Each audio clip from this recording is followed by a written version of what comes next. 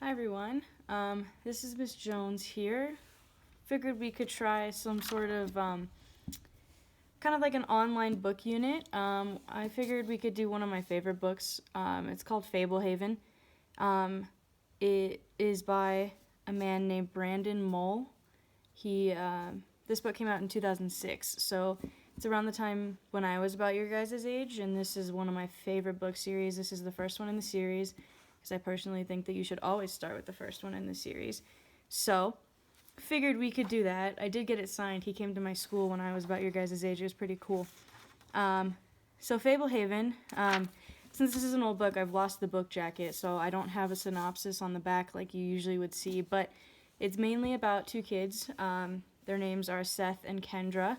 Kendra's the older sister to Seth. She is 2 years older, if I remember correctly. We'll probably find out. But their parents go on a vacation and they get sent to stay with their grandparents who they barely know. And a lot of things ensue, and it's quite a good book. I'm not going to give much away because that would just kind of ruin it. So, I think what we're going to do is, at least for the beginning, just to get used to doing something like this, I have read this a lot, so I have some kind of comprehension questions. And one of the good strategies that as young readers that you guys should be doing is kind of reviewing, if you have the ability, before you read a book or you're in a book unit, or let's say you're doing the AZM too and you can review the questions before you do the reading. It's always a good idea. So, have some questions here for Fablehaven Chapter 1, which I'll tell you what that's called when we get there.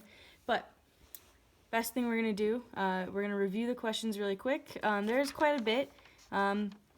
There's about 17 to 20 pages per chapter, so we do have quite a few questions here, but maybe as you go, you can maybe screenshot these pictures if you have the ability to do that. And as you go, we can be answering them, but I won't be giving you guys the answers as we read. I'm going to leave that up to you as we go on. So, number 1, who is the author of Fablehaven? And I've already said that one. I'll probably say it again. Number 2, how old is Seth? What grade is he going to go into? Number 3, why did the Sorensens need Kendra and Seth to stay with their grandparents? Number 4, what is Grandpa Sorensen's first name? What does he do for a job? Number 5, what did the sign of we all make mistakes, on Grandpa and Grandma Sorensen's fence say? Where is Grandma Sorensen? Number 7, what does Seth keep his emergency supplies in? Number 8, who tends to the Sorensens' grounds in terms of making sure that their bushes and everything looks nice, the lawn is mowed, helps tend to the cattle and all of that stuff? Number 9, who is the Sorensens' housekeeper? Number 10, how old will Kendra be in October? Number 11, where are Kendra and Seth sleeping? Number 12, what animal is in their room? Number 13, what do Kendra and Seth have to give Goldilocks each morning? Number 14, why can't the kids go into the woods? What is the punishment if they do? A couple more on the next page. Next one, number 15, what did Grandpa Sorensen give Kendra before he left their room? Number 16, what day did the kids get to the Sorensens' house, and what day will they be leaving? And then finally, we'll stop the chapter at number 16, but what are your predictions of what you think might happen in the next chapter when we have another video like this? So, we'll have these up for just a second, let you, screenshot, however you want to do this. You can always pause and write them down, but there's those questions. Sorry if you can hear my cat scratching at the door. She apparently wants to go outside. Oh well. And then there's those questions for you. So, let's go ahead and get into this. So, Fablehaven, center the book. So, Fablehaven, got this signed, I was probably about 12, right? By Brandon Mull, who is the author. Hint, hint, number 1. Fablehaven, none who enter will leave unchanged. Trespassers will be turned to stone. Luna, please stop scratching at the door. Alright, and there's another Fablehaven by Brandon Mull. The dedication is for Mary, who made writing possible. And then we're going to start here at chapter 1, a mandatory vacation. So here we go. Mandatory vacation. Kendra stared out the side window of the SUV, watching foliage blur past. Ooh, if I mess up, I'm just going to go back and reread it. It might happen. Also a good reading strategy. When the flurry of motion became too much, she looked up ahead and fixed her gaze on a particular tree, following it as it slowly approached, streaked past, and then gradually receded behind her. Was life like that? You could look ahead to the future or back at the past, but the present moved too quickly to absorb? Maybe sometimes. Not today. Today, they were driving along an endless 2-lane highway through the forested hills of Connecticut. Why didn't you tell us Grandpa Sorensen lived in India? Seth complained. Her brother was 11 and heading into 6th grade. Some of you guys are about that age. He had grown weary of his handheld video game, evidence that they were on a truly epic drive. Mom twisted to face the back seat. It won't be much longer. Enjoy the scenery. I'm hungry, Seth said. Mom started rummaging through the grocery bag full of snack food. Peanut butter and crackers? Seth reached forward for the crackers. Dad, driving, asked for some almond roca. Last Christmas, he had decided that almond roca was his favorite candy and that he should have some on hand all year long. Nearly 6 months later, he was still honoring his resolution. Do you want anything, Kendra? I'm fine. Kendra returned her attention to the frantic parade of trees. Her parents were leaving on a 17-day Scandinavian cruise with all the aunts and uncles on her mother's side. They were all going for free, not because they'd won a contest. They were going on a cruise because Kendra's grandparents had asphyxiated. For those that might not be aware, asphyxiation is when basically a chemical, you can't breathe. So they weren't able to breathe. It's not like drowning, it's more of an in-air thing. Grandma and Grandpa Larson, sorry, my cat really wants to be in this video. Grandma and Grandpa Larson had been visiting relatives in South Carolina. The relatives lived in a trailer. The trailer had some sort of malfunction involving a gas leak, and they had all died in their sleep. Long ago, Grandma and Grandpa Larson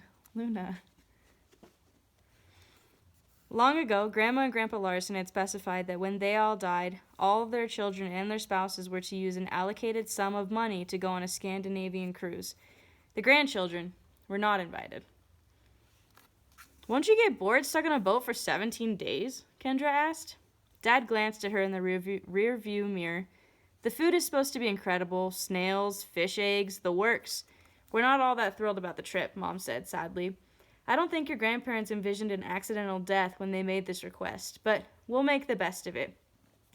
The ship stops and ports as you go, Dad said, deliberately redirecting the conversation. You get to disembark for part of the time. Is this car ride going to last 17 days? Seth asked. We're nearly there, Dad said. Do we have to stay with Grandma and Grandpa Sorensen? Kendra asked. It'll be fun, Dad said.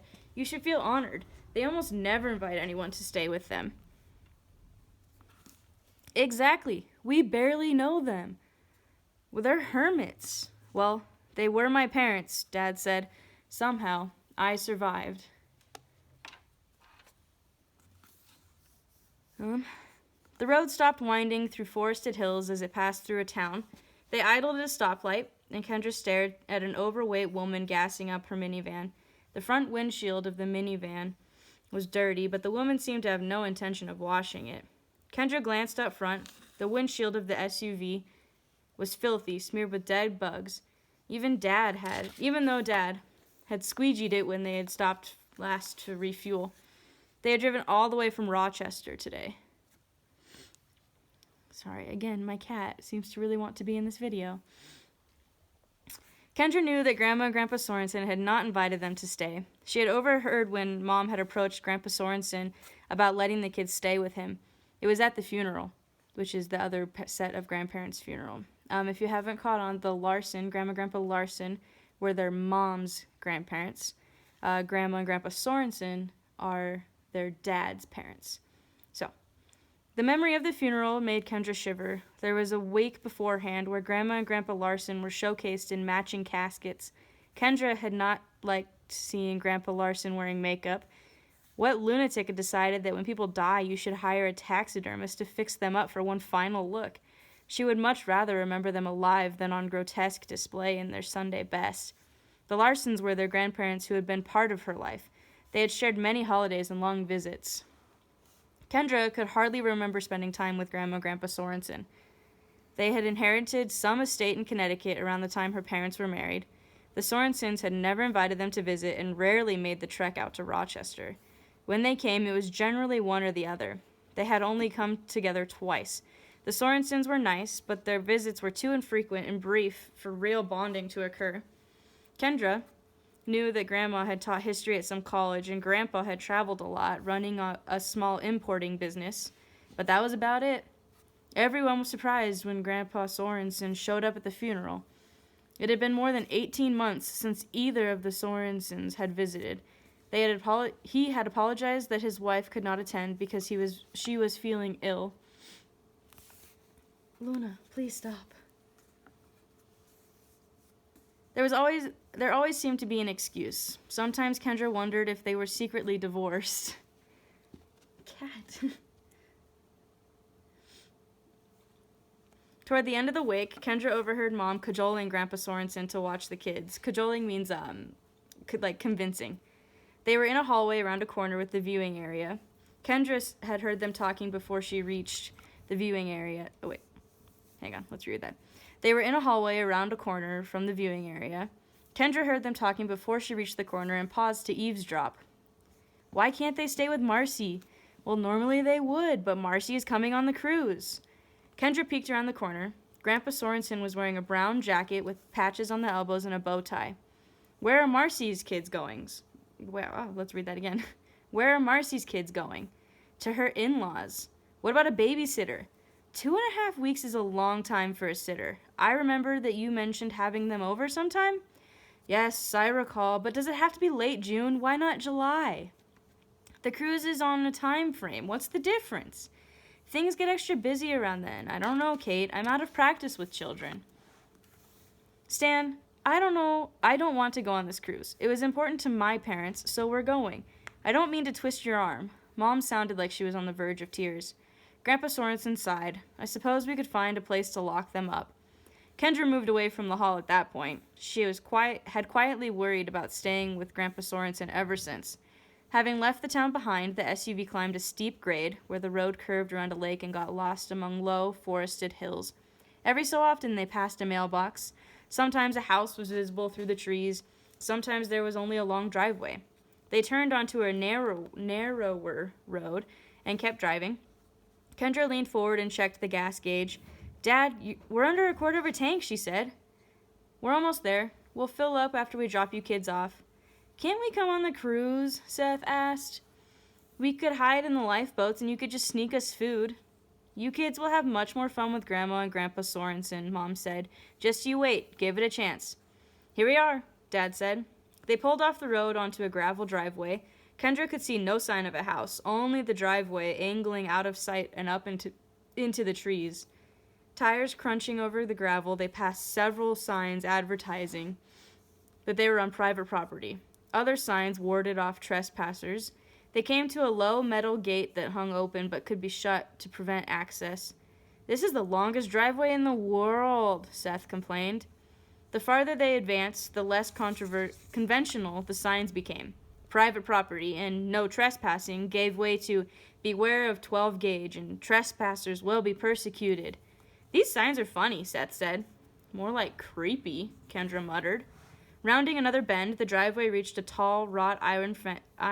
Let's reread that. Good strategy. If you mess up, go back and reread. Rounding another bend, the driveway reached a tall wrought iron fence topped with fleur-de-lis, which is a flower. The double gate stood open. The fence extended off into the trees as far as Kendra could see in either direction. Near the fence stood a final sign. Certain death awaits. It's pretty ominous. Might not want to go in there, huh? Is Grandpa Sorensen paranoid? Kendra asked. The signs are a joke, Dad said. He inherited this land, and I'm sure the fence just came with it. After they passed through the gate, there was still no house in sight, just more trees and shrubs. They drove across a small bridge spanning a creek, climbed a shallow slope. There, the trees ended abruptly, bringing the house into view across a vast front lawn. The house was big, but not enormous, with lots of gables and even a turret. After the wrought iron gate, Kendra had expected a castle or a mansion. Constructed Out of dark wood and stone, the house looked old, but in good repair. The grounds were more impressive. A bright flower garden bloomed in front of the house. Manicured hedges and a fish pond added character to the yard. Behind the house loomed an immense brown barn, at least 5 stories tall, topped by a weather vane. I love it, Mom said. I wish we were all staying. You've never been here? Kendra asked. No, your father came here a couple times before we were married. They go the extra mile to discourage visitors, Dad said. Me, Uncle Carl, Aunt Sophie, none of us have spent much time here. I don't get it. You kids are lucky. You'll have a blast. If nothing else, you can spend your time playing in the pool. They pulled to a stop outside the garage. The front door opened and Grandpa Sorensen emerged, followed by a tall, lanky man with large ears and a thin, older woman. Mom, Dad, and Seth got out of the car. Kendra sat and watched. Grandpa had been clean-shaven at the funeral, but now he wore a stubbly white beard. He was dressed in faded jeans, work boots, and a flannel shirt. Kendra studied the older woman. She was not Grandma Sorensen. Despite her white hair streaked with few black strands, her face had an ageless quality. Her almond eyes were black as coffee, and her features suggested a hint of Asian ancestry. This cat won't stay still. Sorry, my cat keeps popping into the video. Anyway, let's read that again. Despite her white hair streaked with a few black strands, her face had an ageless quality. Her almond eyes were black as coffee, and her features suggested a hint of Asian ancestry. Short and slightly stooped, she retained an exotic beauty. Dad and the lanky man opened the back of the SUV and began removing suitcases and duffel bags. You coming, Kendra? Dad asked. Kendra opened the door and dropped to the gravel.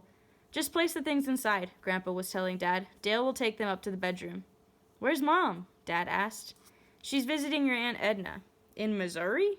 Edna's dying.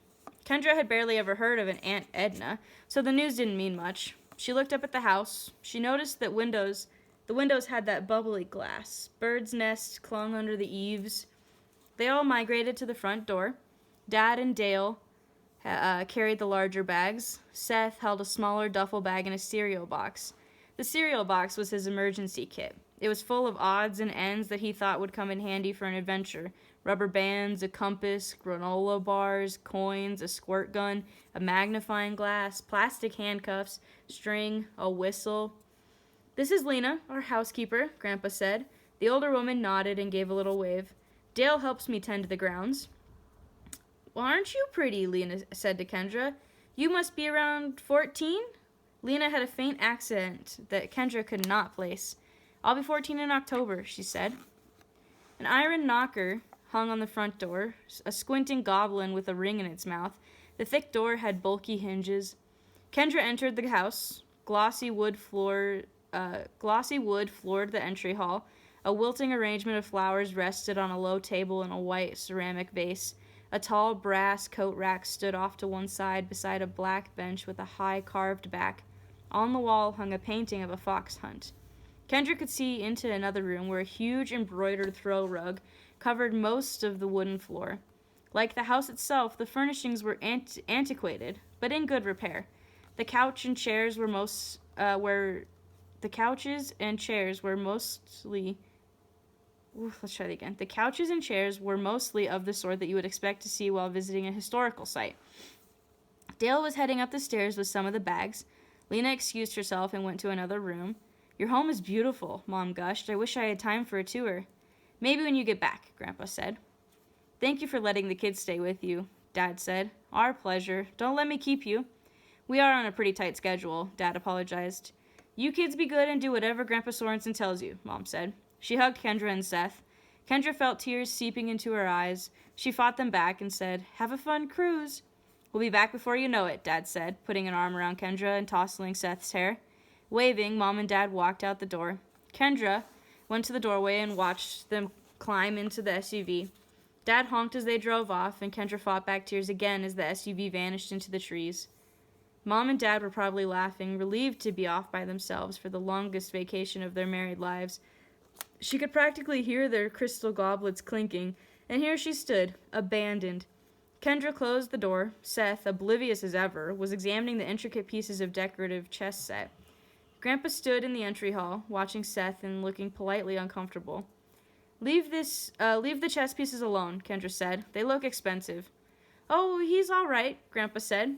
By the way he said it, Kendra could see that he was relieved to see Seth setting the pieces down. Shall I show you to your room?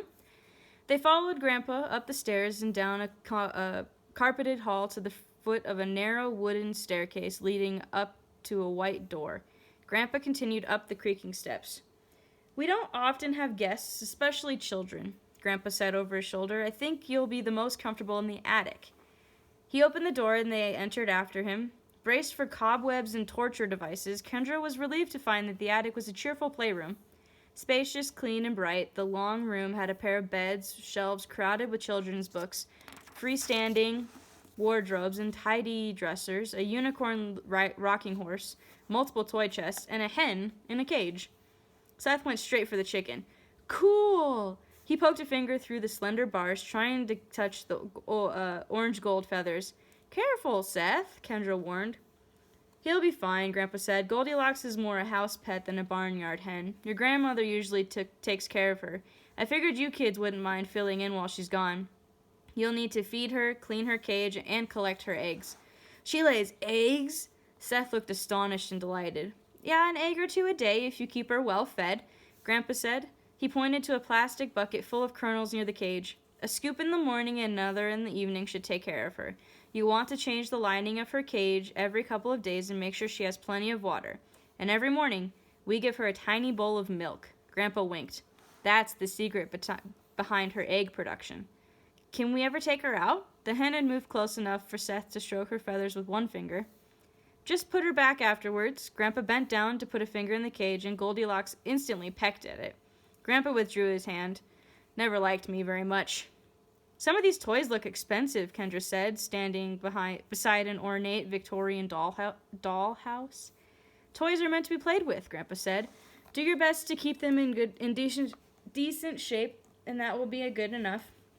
Seth moved from the henhouse to a small piano in the corner of the room.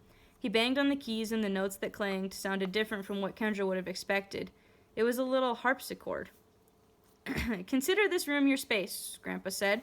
Within reason, I'll not bother you to pick things up in here so long as you treat the rest of the house with respect. Okay, Kendra said. I also have some unfortunate news. We're in the height of tick season. Have you kids ever heard of Lyme disease? Seth shook his head. I think so, Kendra said. It was originally discovered in the town of Lyme, Connecticut, not too far from here. You can catch it from tick bites. The woods are full of ticks this time of year. What does it do? Seth asked. Grandpa paused for a solemn moment. It starts out as a rash. Before long, it could lead to arthritis, paralysis, and heart failure. Besides, disease or no, you don't want ticks burrowing into your skin to drink your blood. You try to pull them off and the head detaches. It's very hard to get out. That's disgusting, Kendra exclaimed. Grandpa nodded grimly. They're so small that you can hardly see them, at least until they fill up on blood. Then they swell to the size of a grape.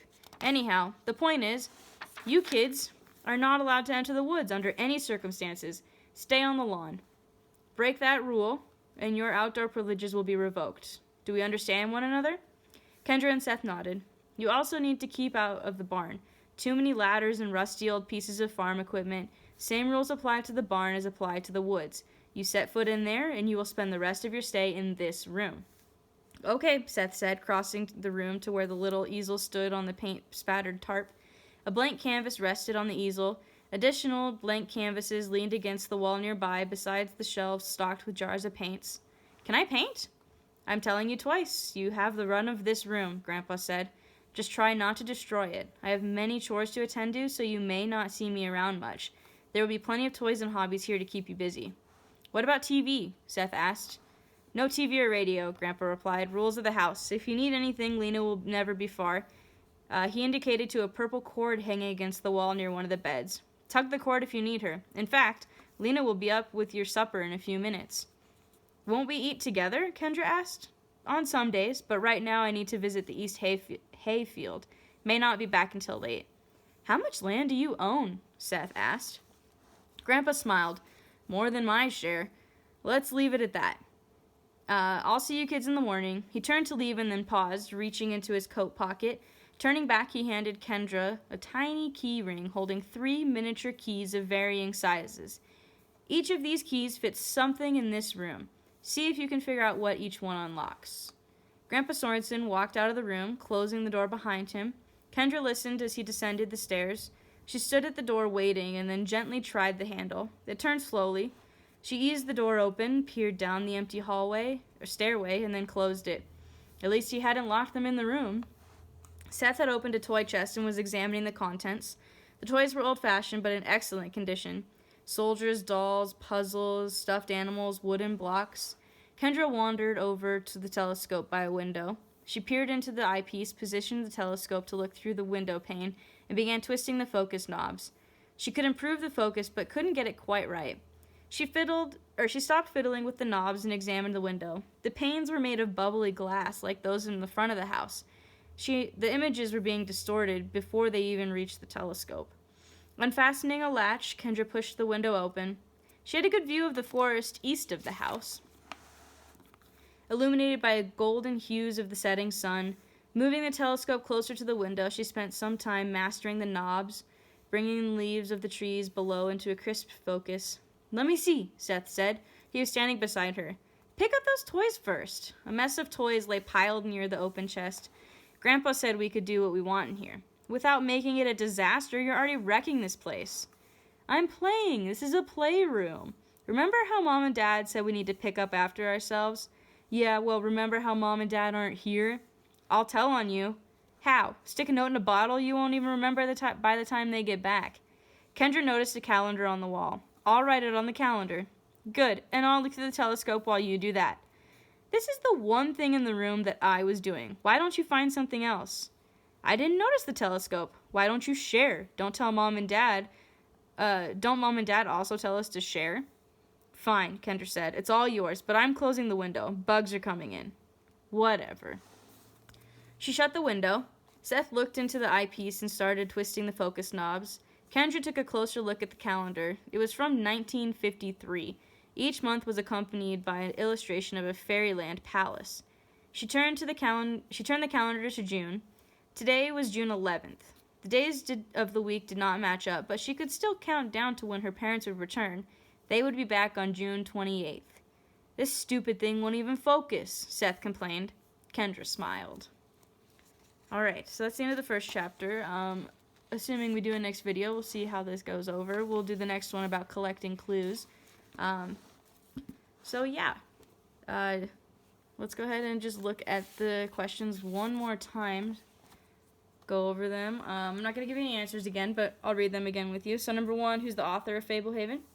Number 2, how old is Seth? What grade is he going into? Number 3, why did the Sorensens need Kendra and Seth to stay with their grandparents? Number 4, what is Grandpa Sorensen's first name? What does he do for a job? Number 5, what did the sign on Grandpa and Grandma Sorensen's fence say? Number 6, where is Grandma Sorensen? Number 7, what does Seth keep his emergency supplies in? Number 8, who tends to the Sorensens' grounds? So the fields, the forest, the lawn. Number 9, who's the Sorensens' housekeeper? Number 10, how old will Kendra be in October? Number 11, where are Kendra and Seth sleeping? Number 12, what animal is in their room? Number 13, what do Kendra and Seth have to give Goldilocks each morning? Number 14, why can't the kids go into the woods? What is the punishment if they do? Number 15, what did Grandpa Sorensen give Kendra before he left their room? Number 16, what day did the kids get to the Sorensens' house? And what day will they be leaving? And then number 17, just based off of kind of where the story's going already, maybe the next chapter, which is called Collecting Clues. What are going to be your predictions of what will happen in the next chapter? Alright, hope you all have a good day. Enjoy.